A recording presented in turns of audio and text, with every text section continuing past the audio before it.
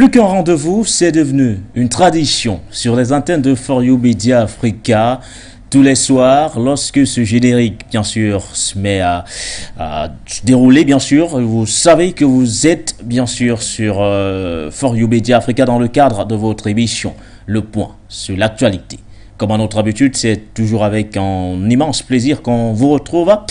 Et ce soir, nous parlerons surtout, bien sûr, de l'autosuffisance en blé. Du côté du Zimbabwe, l'agriculture peut-elle clairement se positionner comme un principe de souveraineté pour les États africains, ou du moins pour le continent africain?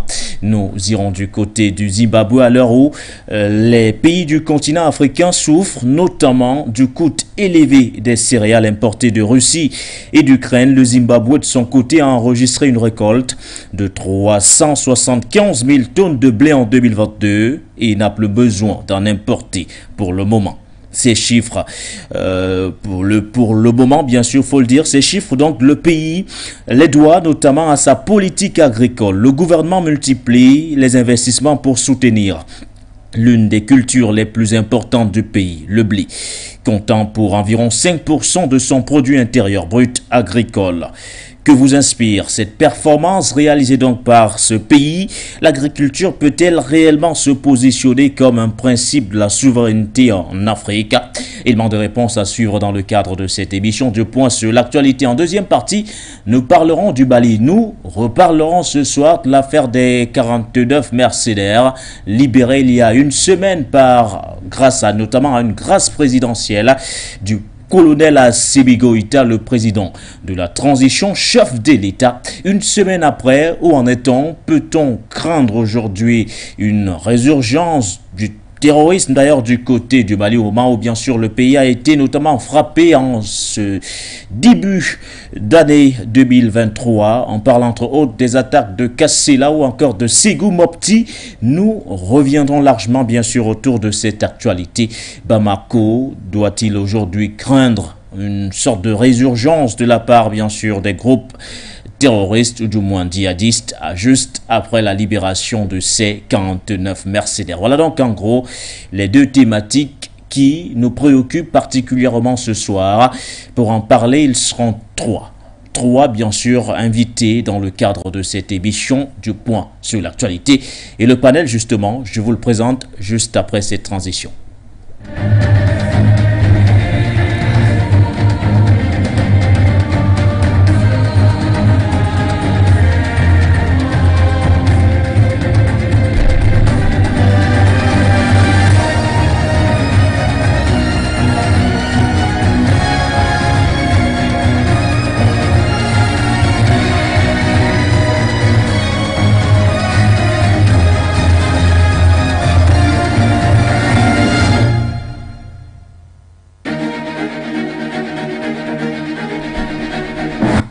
Une fois de plus, bonsoir à vous, dignes fils, filles d'Afrique et du monde, qu'on se retrouve dans le cadre, bien sûr, de cette édition du Point sur l'actualité de destination Harare du côté du Zimbabwe et bien sûr Bamako au Mali. Harare pour parler, bien sûr, de l'autosuffisance en blé. Le Zimbabwe qui a réalisé l'une des performances les plus réussies de cette année 2022 en termes de production, 375 000 tonnes de blé produit durant l'année 2022, une première d'ailleurs pour le pays. Le pays n'a donc plus besoin d'importer pour ce qui est bien sûr du blé. Et puis au Mali, nous parlerons de la situation sécuritaire plus que jamais au cœur de tous les débats au lendemain de la libération des 49 mercenaires ivoiriens interpellés à l'aéroport Modibo Keïta de Bamako le 10 juillet 2022. Pour en parler ce soir, ils seront trois. Nous serons bien sûr rejoints dans cette émission par le consultant permanent Jonathan Batengene ou encore par Okosisi Baba Nicolo. Mais le premier est d'ores et déjà avec nous du côté du nord des États-Unis, au Canada. Plus précisément, il s'agit de M. Shea Elou Lawson. Je rappelle bien sûr que M. Shea Elou, vous êtes on va le dire économiste, vous êtes également analyste politique, leader du mouvement panafricain Pyramide. Bonsoir à vous et bienvenue. Par M. Nguyen Baudelaire, je voudrais saluer les panélistes et saluer tous les panafricains et aussi tous les afro-descendants depuis l'Amérique du Nord qui suivent avec beaucoup d'intérêt votre émission. et saluer particulièrement les Togolais, Oui. parce que aujourd'hui, c'est une date de commémoration triste pour le Togo. Ça fait exactement 60 ans que le président démocratiquement élu du Togo indépendant a été assassiné un 13 janvier 1963. Et depuis, le Togo est plongé dans une dictature militaire monarchique qui s'est endurcie, et les Togolais sont dans un couloir, dans un désert, dans une souffrance inouïe. Et 60 ans après, eh bien, la France-Afrique maintient encore le Togo dans les geôles de l'exploitation, de la souffrance, des prisons et aussi de la mort, de la faim. On en parle tout à l'heure de l'agriculture, mais voilà. Et donc, je voudrais profiter de ce moment pour saluer la mémoire de cet illustre panafricain, Sylvanus Olympio, dont la mort est liée justement à sa volonté de découdre avec les accords coloniaux et la création du franc CFA. Voilà. Donc, aujourd'hui, je salue tous les Togolais qui suivent cette émission et je leur dis espoir parce que la nuit est longue, mais le jour vient, et c'est la parole du président Sylvanus Olympio prononcée à l'indépendance du Togo le 27 avril 1963. Sylvanus Epifanio Olympio, vous l'avez dit, mon cher Cheilou Lawson, nous commémorons aujourd'hui bien sûr le 60e anniversaire bien sûr de son assassinat, et vous avez tenu bien sûr à en parler, à placer un mot, bien sûr, juste de votre prise de parole concernant, bien sûr, cette figure emblématique de la vie politique togolaise. 60 ans, donc, on le commémore aujourd'hui du côté du Togo. Nous sommes bien sûr le 13 janvier 2023. Voilà donc qui est ainsi dit. Nous serons rejoints par les autres. Tout à l'heure, on parle bien sûr de Jatan Bategana ou encore de Kosisi Baba Dikolo. Mais bien avant de retrouver les autres invités, on démarre avec vous. Nous parlons de cette autosuffisance en blé enregistrée donc du côté du Zimbabwe. Le pays a réussi cette performance historique, celle de produire 375 000 tonnes de blé sur l'année qui vient de s'écouler, c'est-à-dire l'année 2022. Une performance jusqu'ici historique. Pourquoi? Parce que le pays n'a plus besoin d'importer pour ce qui est bien sûr de cette année 2023. Alors, monsieur Cheilou Lawson, sur cette performance, que vous inspire aujourd'hui cette performance que vient notamment de réaliser le Zimbabwe sur l'année 2022 en termes de production de blé? Ben, en effet, il faut saluer donc les autorités zimbabwéennes. Oui. Parce que la production du blé affiche une croissance soutenue de 375 311 tonnes en termes de la campagne 2021-2022. C'est une hausse de 13% par rapport à l'année passée. Alors, cette embellie s'explique essentiellement par la superficie emblavée qui est passée de 78 000 hectares contre 66 000 il y a un an. Donc, il y a une volonté politique de faire progresser, en tout cas, l'agriculture zimbabwéenne. Et aussi, on a vu également que le niveau de production du blé a atteint ses objectifs parce que les besoins nationaux sont estimés à 368 000 tonnes. Et donc, au début de la campagne, ils ont fixé la production à 380 000 tonnes. Alors, c'est un petit recul de 2% par rapport aux objectifs assignés au début de la campagne, mais il faut remarquer qu'ils ont dépassé en termes de besoins nationaux.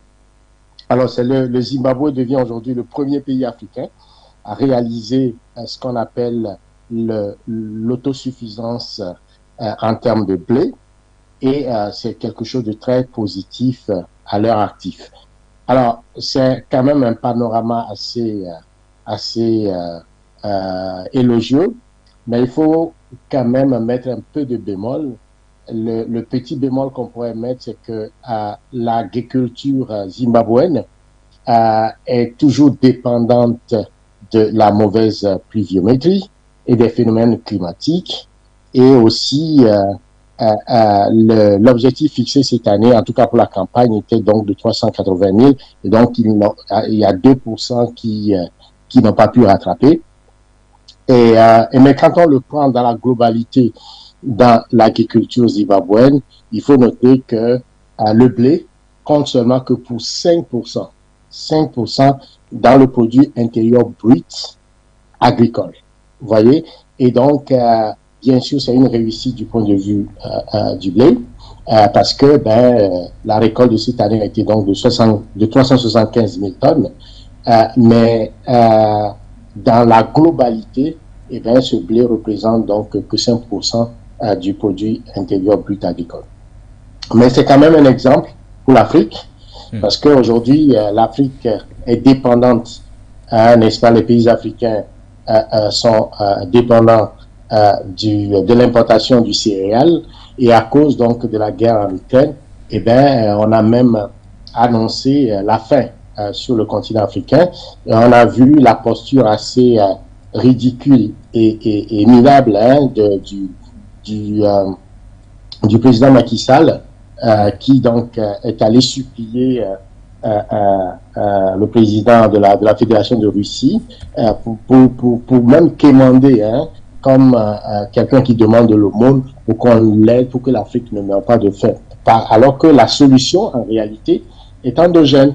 Et le Zimbabwe vient de nous prouver aujourd'hui que l'Afrique est capable de produire en quantité le blé ou en tout cas prendre la main sur son agriculture, et que la solution endogène. Cette solution endogène passe par quoi? Passe tout simplement par une volonté politique. Oui. Vous voyez, une volonté politique passe par une politique agricole qui doit s'appuyer sur des éléments importants. Le premier, il faut développer une main-d'œuvre agricole sur le continent africain, faire des investissements dans l'agriculture, et ces investissements passent justement par l'acquisition de machines-outils, passent par l'acquisition, en tout cas la production des fertilisants, et aussi de la maîtrise du climat en termes de, surtout quand on fait face, n'est-ce pas, au changement climatique. Je vais vous donner un exemple du Zimbabwe.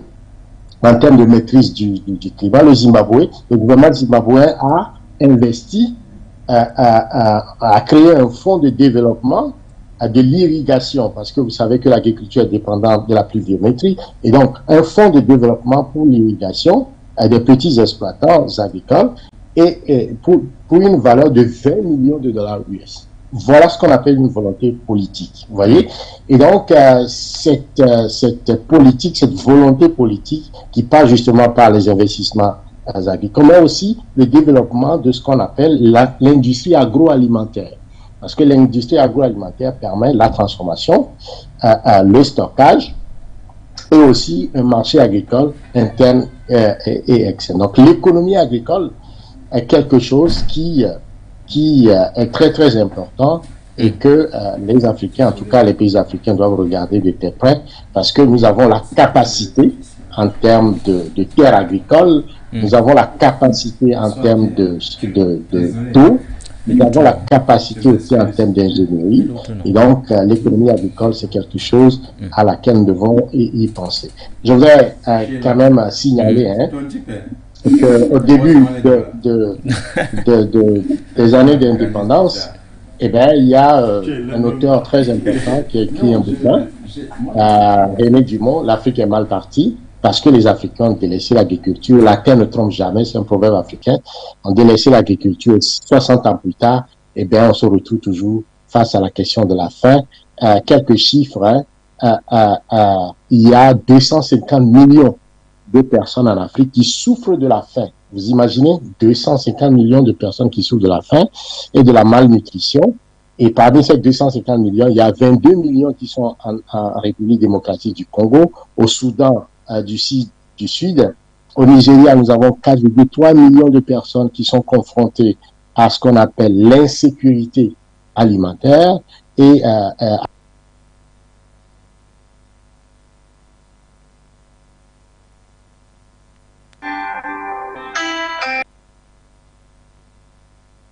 Voilà, je pense qu'on reviendra vers vous, Monsieur Cheilou.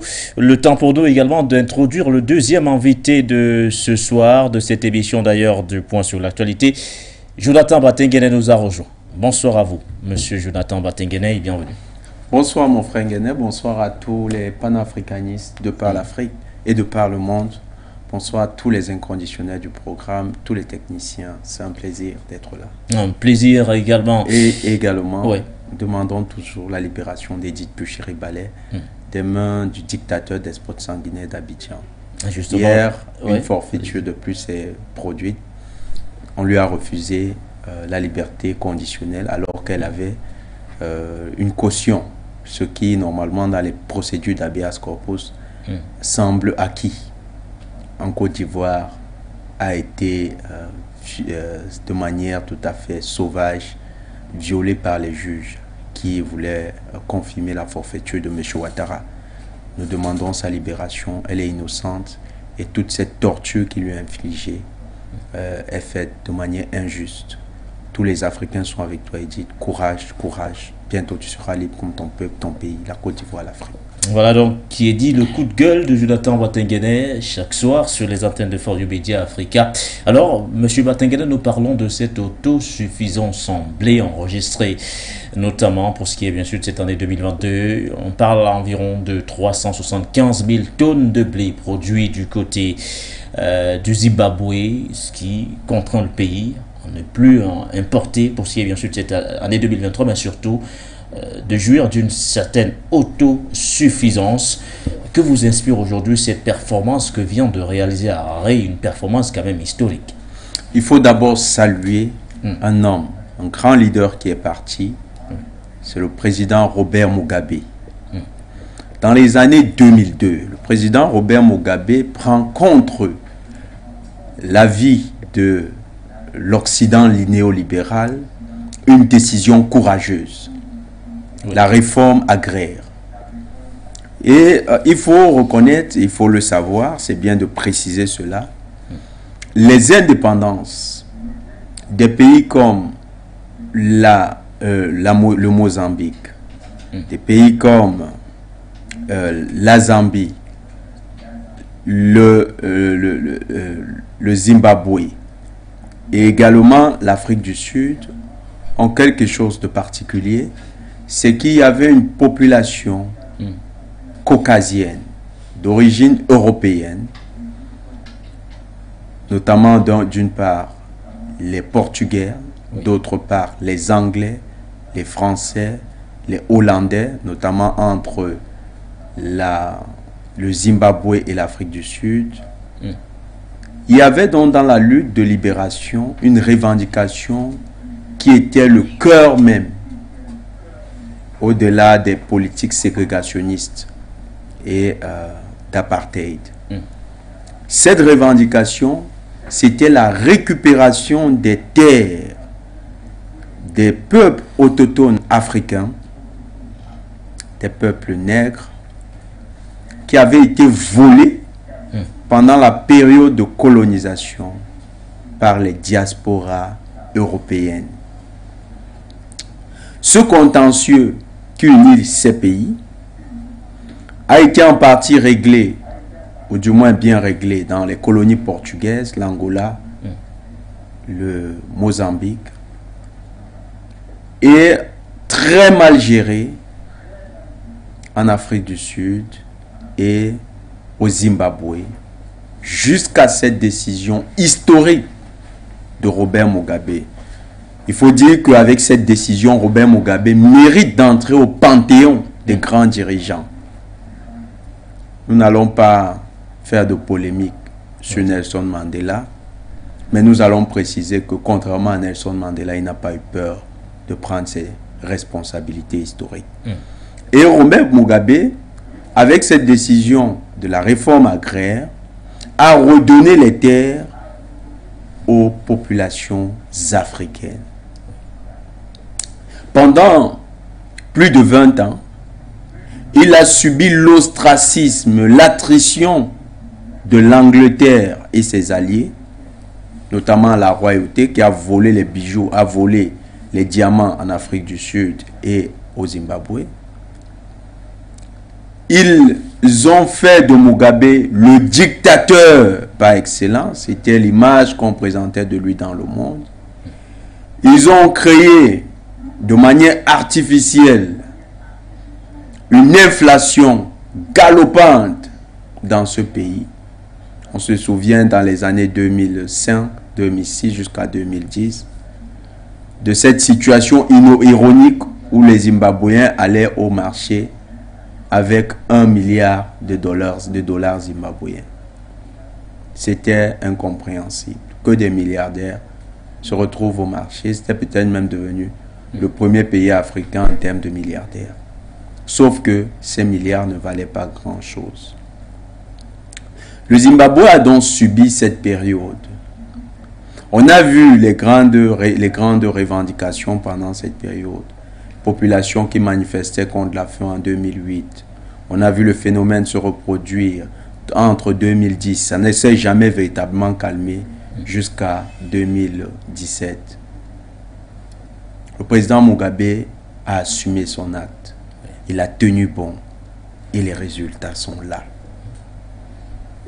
C'est ce qui a conduit aujourd'hui à ce que le pays atteigne cette autosuffisance. C'est d'abord, il faut saluer ce grand homme, Robert Mugabe. C'est pourquoi nous, quand nous pensons à eux, les premières images qui nous viennent, c'est les peuples qui sont en train de se libérer en Afrique, le Mali, le Burkina Faso, la République centrafricaine, le Centrafrique actuel. Ces pays doivent prendre le modèle de Mugabe. Mugabe a été présenté comme un dictateur, comme un homme qui n'a que besoin du pouvoir pour le pouvoir. On l'a présenté comme un assoiffé de pouvoir. D'ailleurs, de manière ironique, les journalistes occidentaux aimaient à répéter le nombre d'années, la longévité de Mugabe au pouvoir. Mais cette longévité, ça a fabriqué un grand homme comme Emmerson Mnangagwa. Et aujourd'hui, ce que vous voyez là, c'est la cohérence de la politique de Mugabe. On ne fait pas de ça, on ne fait pas d'omelette sans casser les œufs. Les peuples africains doivent le savoir. Et les dirigeants africains doivent le savoir. Vous ne pouvez pas vouloir être un révolutionnaire et chercher à être bien vu par la communauté internationale autoproclamée, c'est-à-dire l'Occident libéral. Vous ne pouvez pas, c'est incompatible. Ils n'ont pas aimé Kadhafi. Ils n'ont pas aimé Mugabe. Ils n'aimeront pas d'autres qui seront dans cette lignée. Vous avez vu donc, après cette réforme agraire, les peuples africains se sont mis véritablement au travail. Et dans ces plantations, qu'est-ce qu'on faisait? On ne parle que des succès avec le blé. Parce que la crise du blé, du houblon, est en train de se faire jour. Mais regardez, avec le lait, le Zimbabwe également a réalisé une révolution depuis plus de 3 ans déjà sur le domaine du lait. C'est un des pays qui est désormais autosuffisant, qui produit son lait. C'est les produits de première nécessité. Dans notre pays, le Cameroun, qu'est-ce qui se passe? On a un ministre du Commerce qui est ultra dépendant. Il a une vision essentiellement tournée sur l'économie extérieure. Qu'est-ce qui est souvent abordé comme solution dans la lutte contre l'inflation? On dit lutte contre la vie chère. Qu'est-ce qui est abordé comme solution? On dit non, il faut désormais enlever les droits de douane sur les produits de première nécessité. Qu'est-ce que ça crée dans l'économie? Ça crée essentiellement la dépendance. Parce que le tissu industriel agroalimentaire ne s'endogénéise pas. La production ne part pas du pays. Or, les leçons basiques d'économie nous apprennent une chose.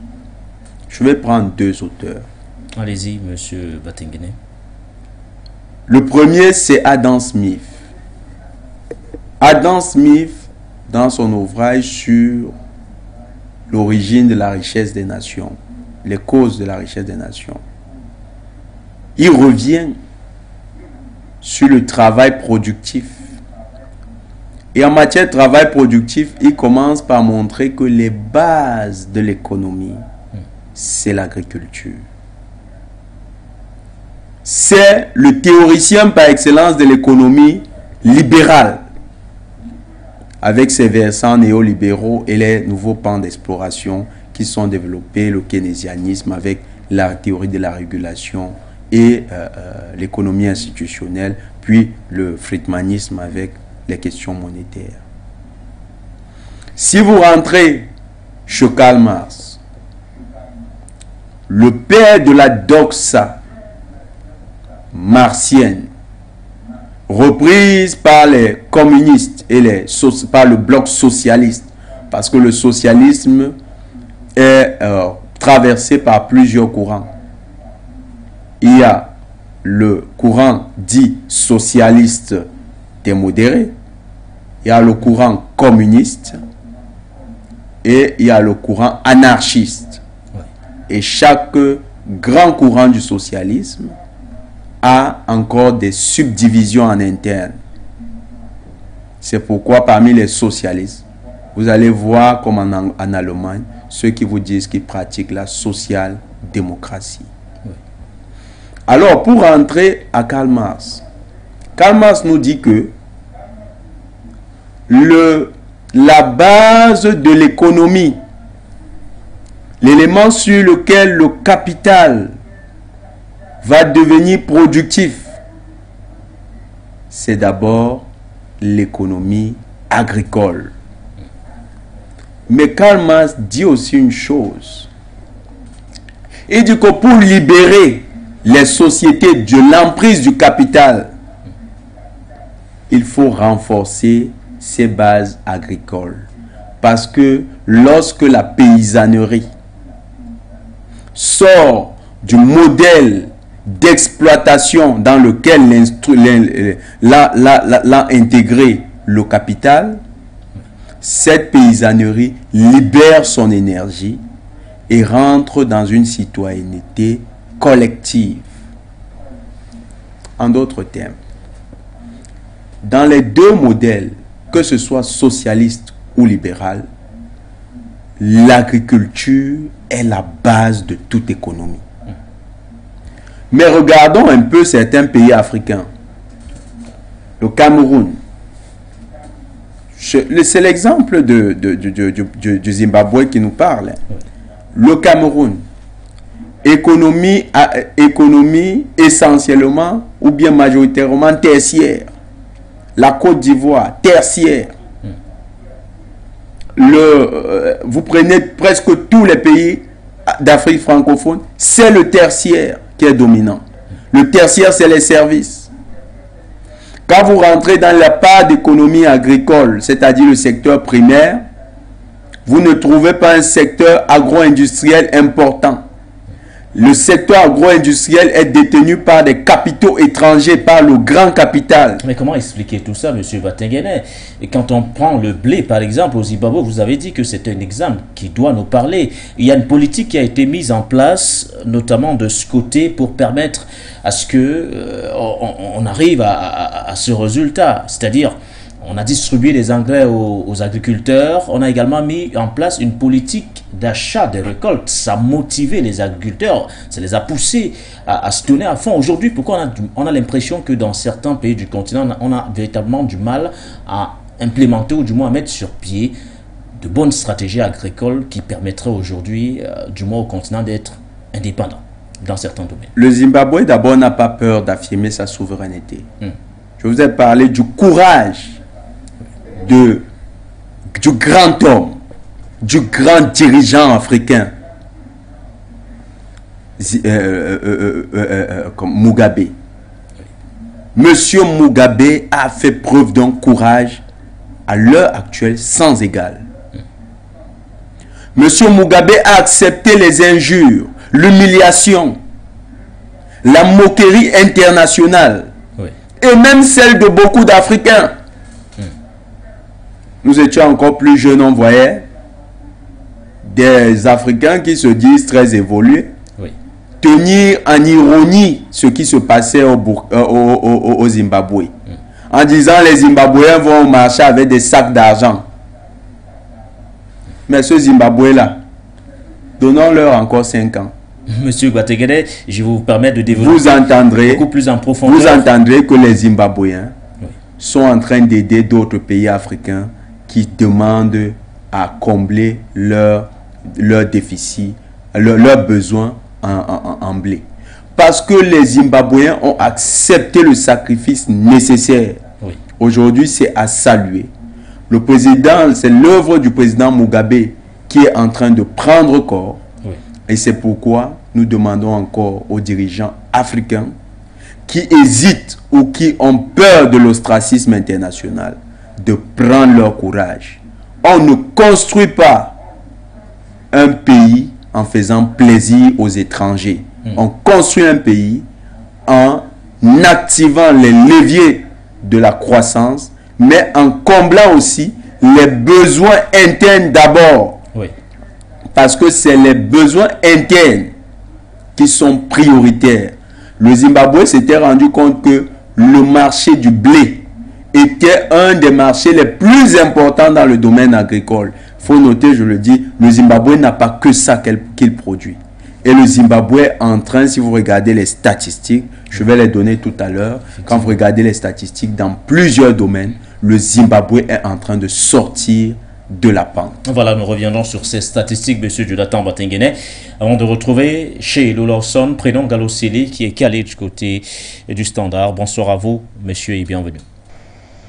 Oui, bonsoir, monsieur Nguene, bonsoir à vos invités et aux téléspectateurs de For You.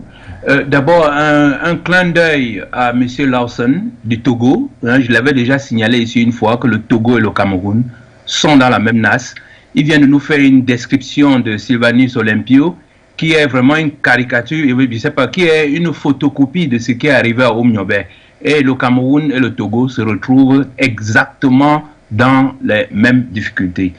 Cela dit, pour le sujet que vous avez posé sur la table, je dirais que les gens oublient beaucoup que l'Afrique est le seul continent qui a développé une civilisation où il n'y avait pas de prison, premièrement, et qui n'a pas détruit la nature. Tout simplement parce qu'elle respectait la nature. La civilisation africaine respectait profondément la nature.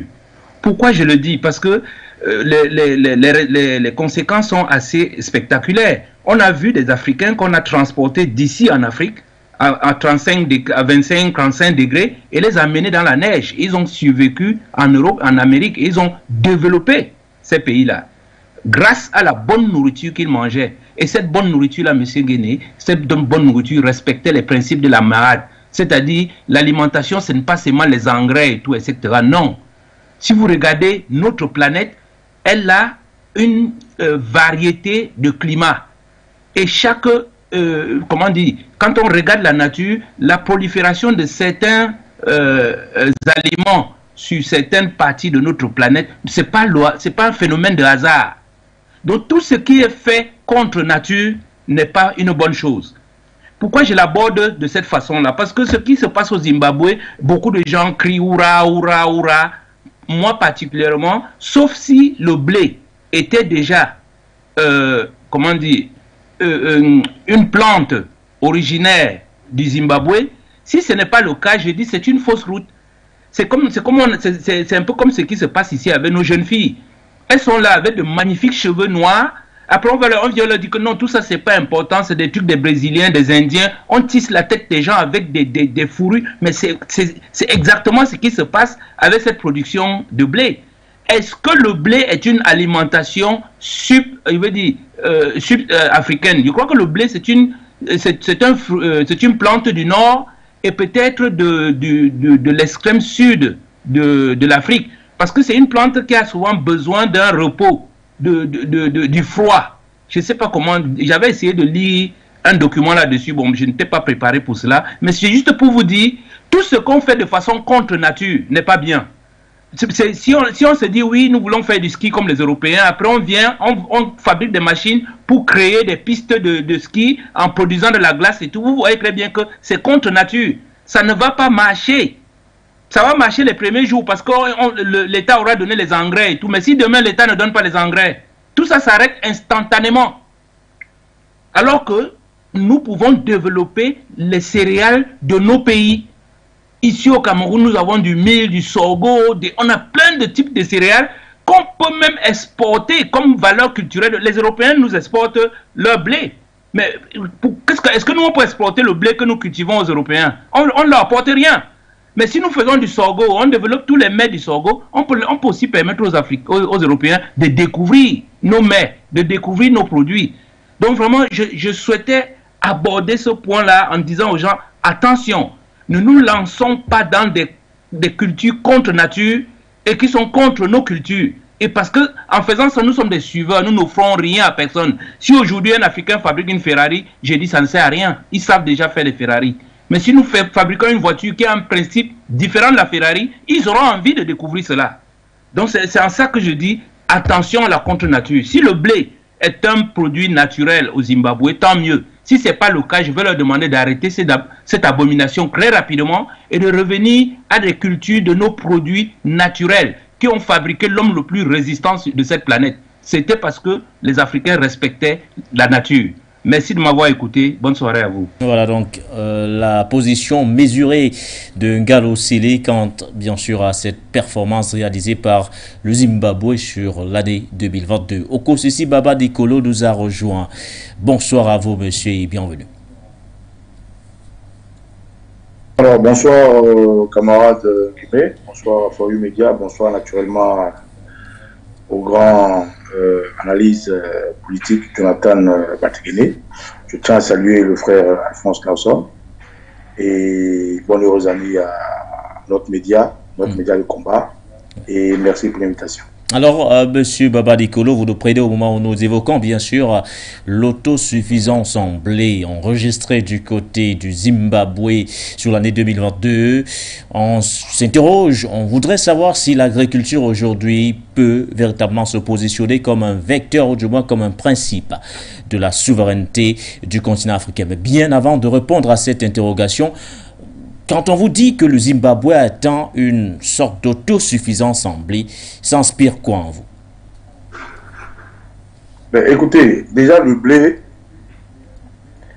monsieur le président de l'Union africaine s'est déplacé en Russie au moment où l'Afrique attendait beaucoup de buts, au moment où l'Afrique et la jeunesse africaine, pour ne pas dire la majorité des Africains, attendaient qu'il aille rehausser la tête des Africains là-bas. Il est allé nous imbéciliser auprès de Poutine pour une histoire de blé, si je ne me trompe pas. Il a dit que, pas que Poutine, contrairement à tous les problèmes que l'Afrique vivait, contrairement à vraiment tous les problèmes que l'Afrique vivait, lui, Macky Sall, ce qui était important pour lui, pour les Africains, c'était le blé. Il fallait que M. Poutine ouvre les couloirs du déplacement du blé vers l'Afrique. Chose que les jours qui ont suivi, dans les médias, nous avons vu que le blé a naturellement été libéré, mais ce n'est pas arrivé en Afrique. Quand je parle de cette expérience-là, je suis un citoyen ivoirien aujourd'hui exilé volontaire en Europe, précisément en France. Est-ce que le blé rentre dans mon blé en tant qu'Ivoirien? Non. Moi, non. Jonathan Batigene, qui est camerounais, est-ce que le blé fait partie vraiment de ses habitudes culinaires ou gastronomiques? Il pourra le dire. Mais connaissant quand même le peuple camerounais, je ne pense pas que le blé soit vraiment un menu qui fasse partie de leur habitude de restauration, que ce soit en Guémé. Je connais aussi un peu le Bénin, si M. Lazon est du Bénin, que j'ai fréquenté, j'ai été au Bénin, ou au Togo, je parle, les deux, j'ai été au Bénin, au Togo, j'étais au Ghana. Je ne pense pas vraiment que le blé soit vraiment une habitude africaine. Maintenant, si aujourd'hui le Zimbabwe produit le blé, peut-être que le Zimbabwe, ou pour le Zimbabwe, le blé fait partie des denrées alimentaires très importantes. Si à ce niveau, le Zimbabwe est arrivé à une autosuffisance alimentaire, oui, en ce moment-là, ça fait partie quand même d'une force de souveraineté. Ça veut dire quoi? Aujourd'hui, nous parlons de souveraineté à tue-tête. Nous utilisons le terme souveraineté, sans savoir ce que c'est. La souveraineté, c'est l'indépendance. La souveraineté, c'est se suffire soi-même. La souveraineté, c'est s'exprimer. La souveraineté, c'est se nourrir, se déplacer, manger, danser. vivre, choisir ses partenaires économiques. Donc, si la question en deuxième volet, pour répondre à la première qui dit est-ce que le blé ferait partie quand même voilà, des habitudes africaines, produire quelque chose dont on n'est pas consommateur, c'est comment dirais-je, c'est une ironie. Produire quelque chose dont on compte sur quelqu'un pour acheter, c'est vraiment une utopie. Donc si le Zimbabwe aujourd'hui produit du blé et que le Zimbabwe me pose la question de savoir si le blé peut faire partie de la société du Zimbabwe, je dirais que d'abord, prenons un exemple, le ndolé qui est un plat camerounais. Si le Cameroun produit suffisamment de ndolé pour ne pas en redemander en autosuffisance alimentaire, le Cameroun a déjà fait un pas. Donc la première des choses qu'il faut savoir, est-ce que, là je ne connais pas, je vous pose la question à vous qui êtes sur le plateau, est-ce que le blé fait partie des habitudes culinaires du Zimbabwe? Si oui, oui, c'est un pas de souveraineté, parce que l'autosuffisance alimentaire fait partie d'une indépendance. Se nourrir et ne pas dépendre de l'autre, c'est une indépendance. Aujourd'hui, quand on parle d'indépendance, si je suis chez mon père, que je veux quitter chez mon père pour aller, la première des choses, c'est comment je me nourris, comment je me loge, comment je m'habille, comment je me déplace, comment je vis. Donc, pour moi, je réponds simplement à cette question. Si, je dis bien si, le blé fait partie des habitudes culinaires du Zimbabwe, et que le Zimbabwe est suffisamment producteur de ce blé, pour s'autosuffire, c'est un début de souveraineté. La souveraineté, ce n'est pas seulement l'armée, ce n'est pas seulement la monnaie, ce n'est pas seulement le partage économique, ce n'est pas seulement l'indépendance en tant que telle. Mais tout ça, c'est un package. Donc, dans ce package, s'autosuffire en nourriture, en ce qu'on produit, s'autosuffire, peut-être même vendre, c'est un début de souveraineté. Donc, pour moi, je pense que le Zimbabwe fait un grand pas, parce que Macky Sall, je répète encore, s'est rendu en Russie, et il a dit devant tout le monde qu'il fallait que M. Poutine pense un peu à libérer le blé. Donc, je suppose qu'en Afrique, il y a beaucoup de pays qui se nourrissent du blé. Si oui, alors le Zimbabwe a fait un grand pas. Voilà ce que je peux répondre comme question. À vous, M. Kosisi Babadikolo. Économiquement parlant, M. Cheulou, on se rend quand même compte qu'il s'agit d'une très très bonne opération que vient de réaliser, ou du moins que réalise pour l'instant le Zimbabwe. La récolte de blé qui a augmenté de 13%. On annonce même, selon bien sûr certaines estimations, des économies à hauteur de 300 millions d'euros qui seront notamment faites du côté de Zimbabwe sur l'année 2023. Alors, en 3 minutes chrono, je vais vraiment être strict là-dessus sur le temps. Il faut dire que, économiquement parlant, c'est plutôt une très très bonne opération. Oui, tout à fait. Hein, il faut reconnaître que c'est une très bonne opération, mais il faut mettre les choses en perspective. Bonne opération parce que les besoins nationaux en termes de blé est estimé à 360 000 tonnes au niveau du pays. Et donc, ils l'ont atteint, ils l'ont même dépassé. Donc, de ce point de vue, ce que ça génère économiquement est tout à fait une bonne opération.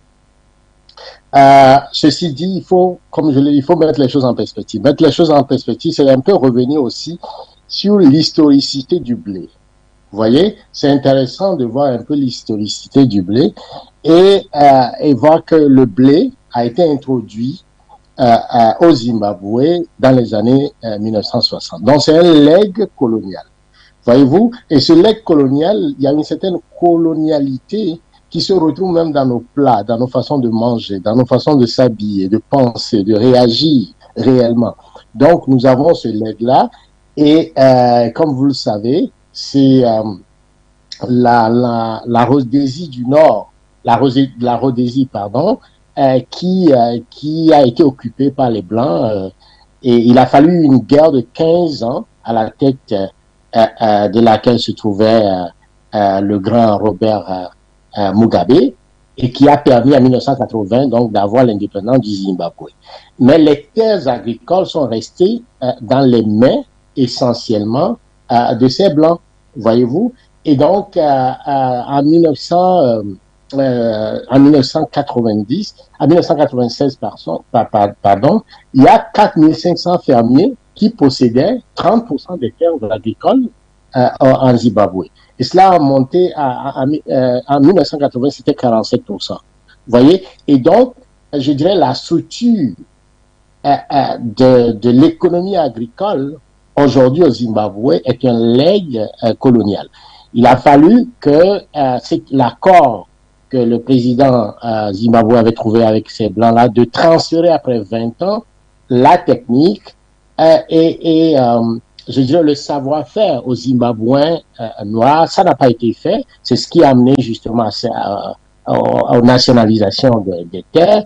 Et vous avez suivi tout à l'heure, on l'a exposé, l'inflation qui a suivi jusqu'à 200%, même 100 000% au niveau du Zimbabwe. Heureusement que la dévaluation de la monnaie a permis de reprendre la main.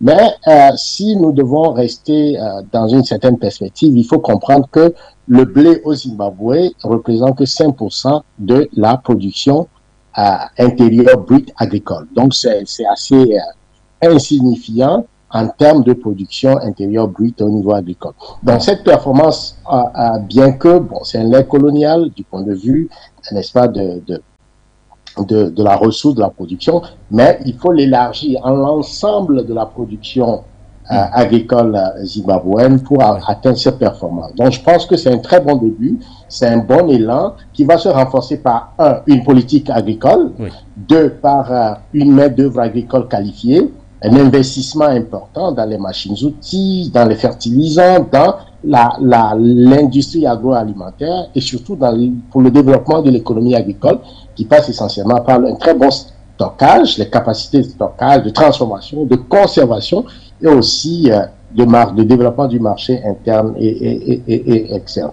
Et cela, c'est ça essentiellement la clé, c'est ce qu'il faut retenir. Oui. On ne peut pas le retenir sans évoquer... En quelques secondes, monsieur Lawson, en quelques secondes. En quelques secondes, ok. Oui. En quelques secondes, il faut revenir aux fondamentaux, hein, si on l'élargit à toute l'Afrique. J'ai tout à l'heure cité René Dumont, l'Afrique est mal partie avec son ouvrage qui est édité en 1962, qui nous ramène à l'agriculture, et aussi Jean Ziegler avec son bouquin La géopolitique de la faim. Vous voyez, il va falloir donc que nous puissions, n'est-ce pas, les Africains reviennent aux fondamentaux en s'inspirant du maths, parce que le Nil a été à la base du développement de la civilisation égyptienne, et avec les 11 574 743 terres agricoles que nous avons en Afrique, c'est pas normal qu'il y a 250 millions d'Africains qui meurent de faim ou qui soient exposés à l'insécurité alimentaire. Il faut le dire, la stratégie qui a été mise en place du côté du Zimbabwe pour permettre bien sûr à ce qu'on atteigne ces performances, cette stratégie bien sûr en rapport avec cette vaste opération de distribution d'engrais et bien sûr de mise en place d'un mécanisme de rachat des récoltes qui a particulièrement séduit les agriculteurs. Avant de prendre ces petites statistiques que M. Batengena a notamment prévues pour nous, nous rentrons du côté du standard avec Jean Sarpono qui est des nôtres. Bonsoir à vous monsieur et bienvenue. Bonjour Nguene et bonjour technicien, bonjour à vos invités Jonathan, Okosisi et Tchehilou et les autres. Alors, d'abord, je m'incline devant la mémoire du premier président démocratiquement élu au Togo, Sylvanus Olympio. Ça fait 60 ans, jour pour jour, qu'il a été lâchement assassiné par la France de la main de ce soldat français qu'on appelle Georges Métrier, qu'il a assassiné dans l'enceinte de l'ambassade des États-Unis au Togo.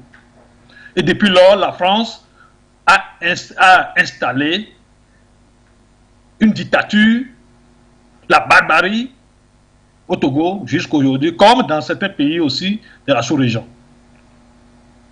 On ne l'a pas oublié. Il est vivant. Dans le cœur, il sera toujours vivant parce que c'est une cause noble qu'il défendait, l'indépendance totale de son pays. Alors quand on parle de dépendance, nous revenons à ce sujet, justement. Ici aussi, comme l'a dit tout à l'heure Batengene, nous rendons hommage à notre combattant, père, Robert Mugabe, qui a effectivement déblayé le chemin et que effectivement son programme n'a pas été rejeté, comme dans beaucoup de cas, dans beaucoup de pays, comme le Togo. Le programme de surveillance olympio a été rejeté, a été balayé. Après quelques 2 ans, le Togo a plongé complètement. Parce qu'il avait une feuille de route pour le développement de son pays. Heureusement pour le Zimbabwe, ce président n'a pas fait le cas, n'a pas fait ce jeu. Il a continué et aujourd'hui nous voyons le fruit. Oui, les gens s'inquiètent. Est-ce que le blé fait partie de... Mes frères, nous pouvons importer une culture extérieure, adaptée à nos terres. Si cela nous est profitable, pourquoi ne pas le faire? Mais heureusement, les gens viennent d'exprimer encore que ça rentre dans leur nourriture. Le blé rentre dans leur nourriture. Et d'ailleurs, dans tous les pays africains, nous avons le pain. C'est vrai qu'aujourd'hui, il y a certains qui pensent qu'on peut faire encore autrement le pain. Oui, d'accord. Mais si une culture est développée sur le continent africain, c'est un bon exemple à suivre. On peut faire pour les autres cultures. Pour dire en général que nous devons encourager les dirigeants des pays africains doivent encourager l'agriculture. Ce que les peuples ont besoin pour survivre d'abord et pour commercer. Ils peuvent commercer le blé. Si c'est vraiment si la terre permet cela et c'est vraiment productif, rentable, ils peuvent commercialiser cela tout en ne pas oublier aussi leur propre nourriture. C'est ce que nous devons encourager dans tous les pays africains et nous attendre la main à l'Occident pour nous importer les produits minés, les produits vraiment intoxiqués qui nous tuent, cause de cancer partout. C'est ça. Encourageons l'agriculture. Mais le FMI et la Banque mondiale, quand ils financent nos pays, ils n'aiment pas. Ces criminels n'aiment pas que l'argent qu'ils donnent, ils ne donnent pas. Ils passent à un taux vraiment très élevé à nos pays. Ils les interdisent de faire développer leur pays du côté de la culture. Et ils se lancent dans n'importe quoi. Les chemins, c'est comme ça. Oui, on a besoin de chemins, mais d'abord, il faut la nourriture. La Banque mondiale ne fait pas ça. Non, alors, nous devons encourager tous les pays africains à la culture. Les terres qui vont venir seront dures. Nous vous le disons. Alors que nous avons des terres arabes chez nous, vraiment favorables pour nous. N'oubliez pas ça. Le second sujet, nous encourageons les Maliens à ne pas se décourager, quelle que soit la force de l'ennemi, il sera vaincu. Quels que soient les djihadistes qui vont transporter de la Syrie, de n'importe où pour ramener. Parce que la France tient toujours à désorganiser ce pays-là et à désorganiser toute la région. Mais elle va échouer parce que nous sommes sur notre terre. On ne l'a pas loué. C'est Dieu, le Créateur, qui nous a mis là-bas. Nous sommes de droit de défendre cette terre-là. Alors les plans sataniques de la France seront révélés et échoués. Ils n'ont qu'à se retenir sur la terre. Quel que soit leur plan, quel que soit leur complot, ils seront dévoilés, ça va échouer. Les djihadistes seront vaincus. Nous sommes en guerre, que Dieu bénisse. Merci. Voilà.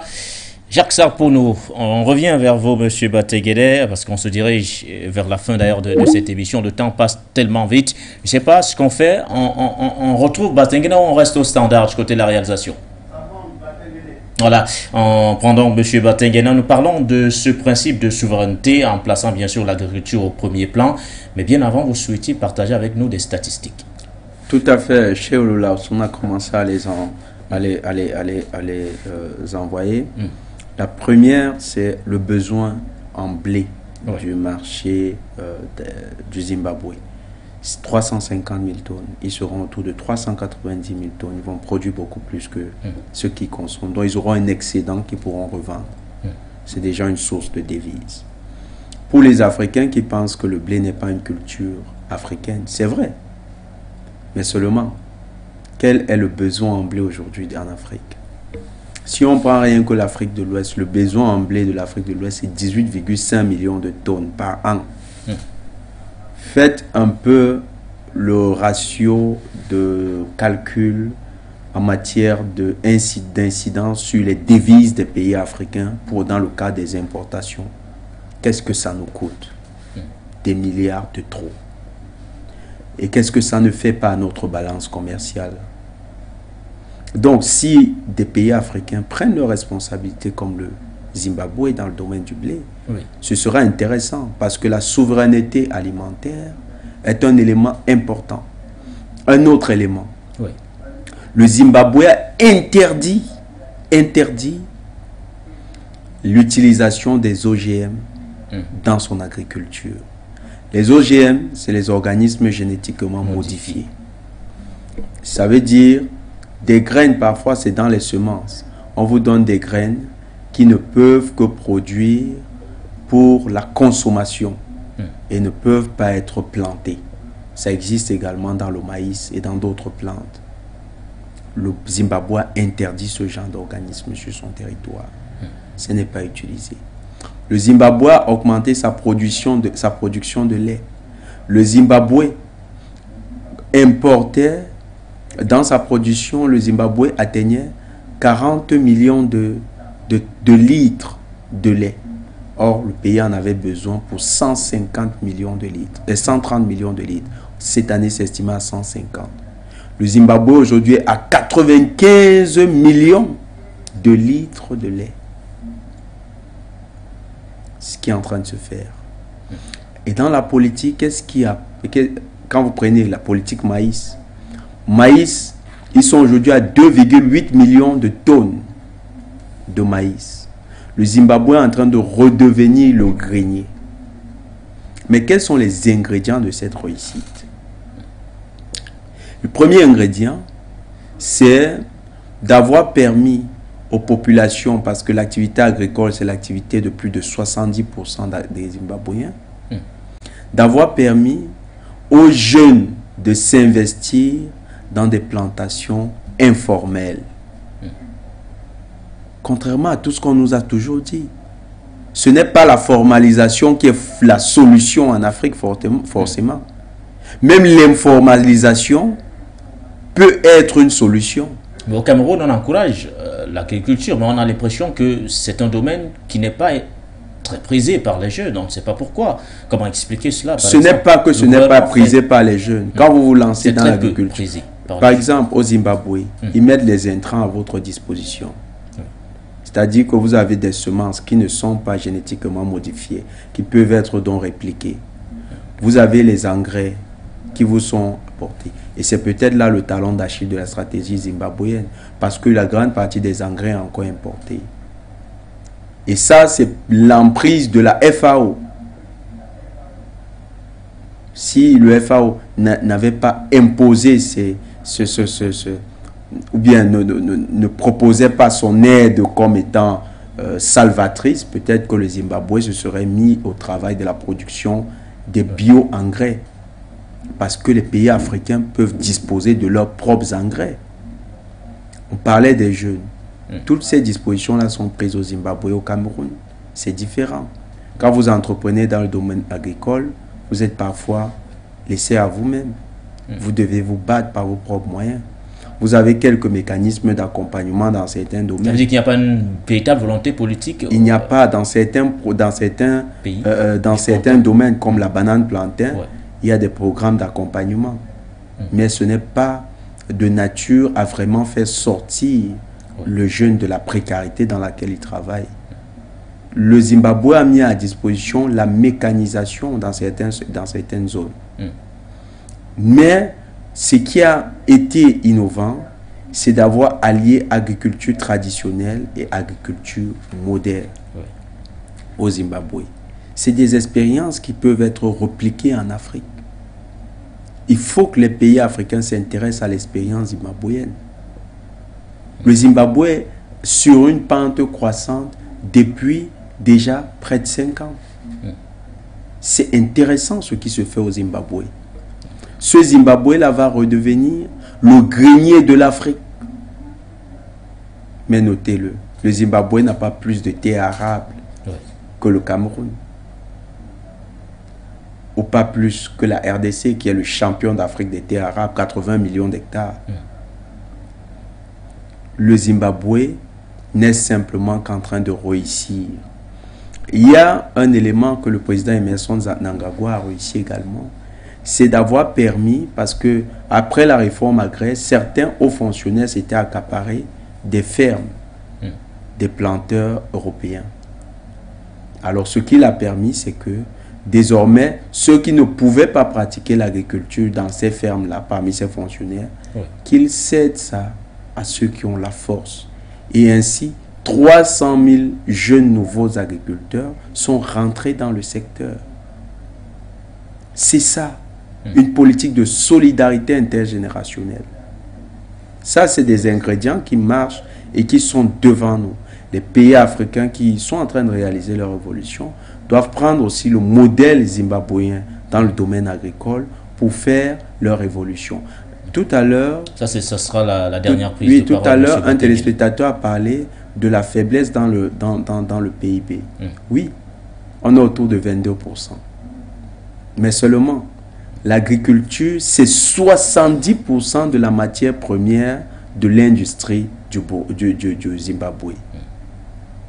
Ça veut dire que cette agriculture-là contribue davantage au PIB dans d'autres secteurs. C'est également 40% des revenus des exportations. Vous voyez qu'à ce moment-là, ça devient, ça représente pratiquement ce que les exportations en hydrocarbures de certains pays nous proposent dans leur balance commerciale.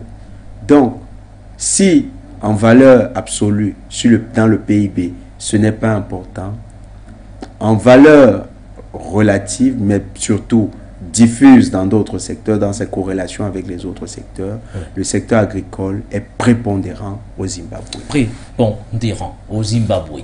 Alors, nous allons faire un dernier tour de table rapidement. Il nous reste 5 minutes encore à passer ensemble. Chacun aura 2 minutes de parole. Je commence par vous, monsieur Kosisi Baba Dikolo. L'exemple du Zimbabwe sur l'année 2022 doit nécessairement aujourd'hui forcément inspirer le continent, ou du moins certains pays du continent?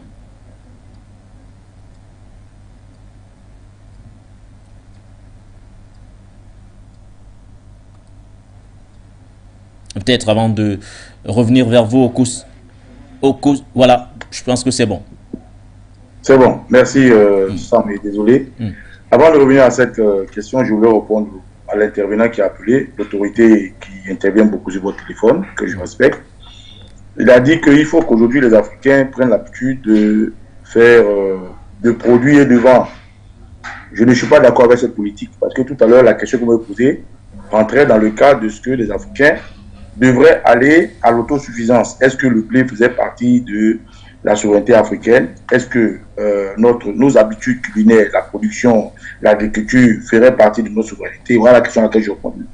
Et pour moi, je pense que la charité, bien entendu, commence par soi-même. Aujourd'hui, produire quelque chose et le vendre sans l'utiliser, c'est de l'oxymoron, c'est de la comédie. Voilà. Donc, je voulais rapidement répondre au voyant qui a appelé pour dire non, nous ne pouvons pas produire quelque chose juste pour vendre. L'Africain n'est pas comme ça. L'Africain est d'abord agriculteur, est pêcheur. L'Africain est, comment on appelle, un manœuvre. Vous voyez. Aujourd'hui, ce que nous demandons à l'Occident de nous lâcher les baskets, c'est d'abord de produire, de transformer notre production. C'est d'abord d'avoir le choix de notre monnaie. C'est d'abord d'avoir le choix d'avoir notre armée. C'est d'abord d'avoir notre partenaire économique. Mais ce partenariat économique et tout ce qui va avec répond d'abord du besoin que nous-mêmes nous avons, nous concernant. C'est ce que je voulais répondre à ce monsieur. Maintenant, pour répondre à votre question, je pense qu'aujourd'hui, si le Zimbabwe a décidé de pencher vers ce secteur, ça doit être en premier plan parce que le Zimbabwe est beaucoup de façon consommateur sur le blé. C'est lorsqu'on finit de consommer, ce qui reste qu'on vend. Donc, Dieu merci, le Zimbabwe a axé sa souveraineté sur l'agriculture, ce qui devrait être pour tous les Africains d'ailleurs, a axé sa souveraineté sur le niveau du blé, pour pouvoir être très libre Et moi, je dirais que tous les pays devraient en faire autant. Tous les pays africains. Aujourd'hui, dire qu'un pays africain est agriculteur ou bien devrait être agriculteur, c'est du pléonasme. Tous les pays africains sont d'abord à la base un retour au sol. Sont des chasseurs, des pêcheurs. On ne va pas se déshabiller aujourd'hui de notre culture d'où nous venons. Aujourd'hui, je vois M. Lawson utiliser des mots qui rentrent dans le cadre de la mondialisation, mais parlons terre à terre, ils sont à la base. La base de l'africanité, c'est ce qu'on est. Vous pensez qu'ils ont déporté les Africains vers l'Europe, vers les Amériques, pourquoi? C'est parce qu'ils sont des bras valides pour produire, travailler le sol, travailler au niveau des fleuves, travailler au niveau de tout ce qui va dans la morphologie africaine. Donc, naturellement, il faut qu'aujourd'hui l'Afrique se serve de ça. Bravo au Zimbabwe d'avoir compris, de produire le blé en grande quantité, de pouvoir consommer et ensuite de pouvoir l'exporter pour ne pas avoir tout le temps à importer comme Macky Sall est allé faire le commandeur à l'Occident. Voilà ce que je voulais dire dessus. Vraiment, merci à toi, cher Bategede, d'être sur le plateau. Merci à toi aussi, cher Nguélé, de m'avoir invité. Et j'étais très heureux de faire partie de ce panel, même si je suis venu un peu en retard, je tiens à m'excuser auprès de votre auditoire.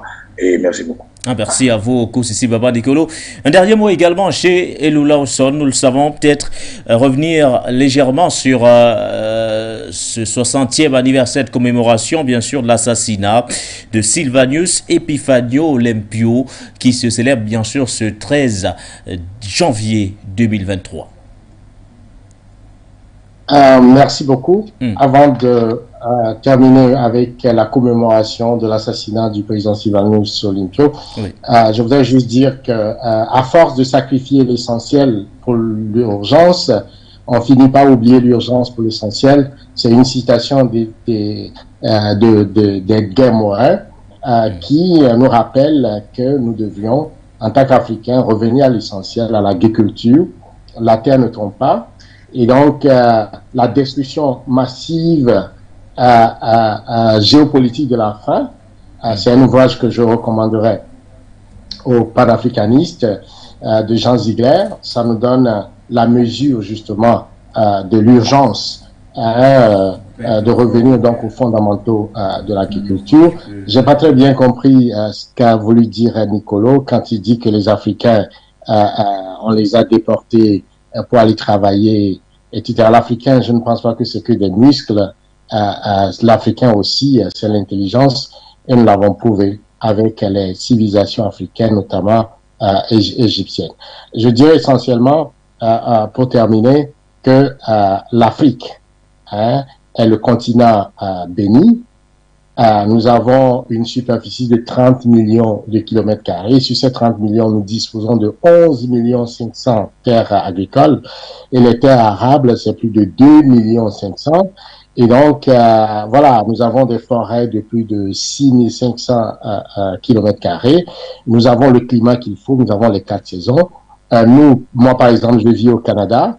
Et l'hiver couvre pratiquement 8 mois de l'année. Par contre, les 3 mois que les Canadiens ont, ça leur permet de produire suffisamment du blé. Et donc, c'est pour dire que nous qui avons le climat toute l'année, il n'est pas normal que les Africains puissent mourir de faim. Ça prend donc une politique agricole, une volonté politique, une transformation de notre système économique. Alors, aujourd'hui, pour nous, Togolais, c'est les 60 ans de l'assassinat du président Sylvanus Olympio. Sylvanus Olympio qui est un panafricain. Ce que nous regrettons souvent quand on évoque les grands panafricains, on cite les Sékou Touré, les Lumumba, mais on oublie souvent de citer Sylvanus Olympio parce que lui, il était le premier à faire cette rupture avec la France-Afrique, à refuser donc la monnaie coloniale, et c'est pour cette raison qu'il a été tué. Et le Togo, depuis, est plongé dans une dictature militaro-monarchiste. Ça fait 60 ans que la même famille régente le Togo. Il y a un parallélisme à faire avec le Cameroun. Et ça continue. Donc, si les Togolais sont dans une traversée du désert, les Togolais ont faim, les Togolais sont malades, ils sont emprisonnés, c'est la terreur, c'est un régime sanguinolent. il va falloir un réveil des panafricains pour regarder le cas du Togo. Sans cette libération du Togo, eh bien, il y aura toujours des effets dominants sur toute l'Afrique. Et nous l'avons vu aujourd'hui avec tous les soubresauts en Afrique de l'Ouest. Alors, Faure Gnassingbé, qui est le fils du président, qui est arrivé, qui a pris le pouvoir à la place de son père en éliminant plus de 2000 Togolais, donc un triple coup d'État militaire, institutionnel, constitutionnel. Depuis, la communauté internationale garde un silence radieux, un silence coupable. Il est en train de préparer un 5e mandat. Vous voyez? Donc, c'est une situation très, très grave. Une situation où des Africains sont dans une situation intenable. Les autres Africains ne doivent pas regarder et laisser passer. C'est un appel que je lance à toute la conscience africaine, à tous les panafricains de se mobiliser pour le cas du Togo. Je vous remercie. Merci à vous, chez Elou Lawson. Merci également à vous, monsieur Batengele, d'être passé par ici. Merci à vous surtout pour votre contribution tout au long de cette semaine, comme vous le faites d'ailleurs d'habitude sur les antennes de For You Media Africa. Vous étiez nombreux à l'écoute et même à nous suivre ce soir comme à votre habitude. Merci d'avoir été une fois de plus des nôtres. Nos programmes se poursuivent avec, bien sûr, dans quelques minutes seulement la grande édition d'information présentée par Mbala.